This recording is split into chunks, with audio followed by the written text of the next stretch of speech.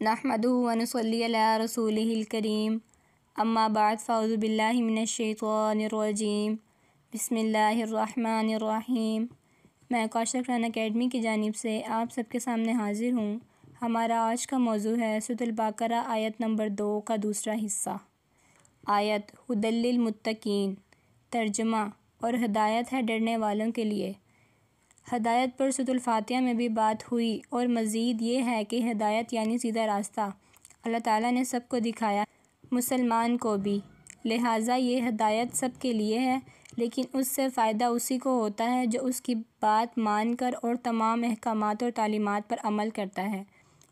اسی وجہ سے کہا گیا ہے کہ ہدایت اس کے لیے ہے جو ڈر رکھنے والا ہے، یعنی بن دیکھی چیزوں پر ایمان لانے والا ہے، جس کو نہ اس کی آنکھ نے دیکھا ہے، نہ کان نے سنا ہے، اور نہ ناک نے اسے محسوس کیا ہے، بلکہ وہ صرف اللہ تعالیٰ کی طرف سے وحی کردہ ہیں۔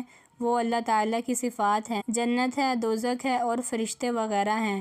ڈر رکھنے سے مراد ہے کہ ہر وقت انسان کے ذہن میں یہ رہے کہ ایک دن اس نے اللہ تعالیٰ کے حضور پیش ہونا ہے اور اپنے تمام کیے کا حساب دینا ہے، برائی کا بدلہ برا اور اچھائی کا بدلہ اچھا پانا۔ یہ ڈر ہونا اور اسی خوف کا نام تقویٰ ہے۔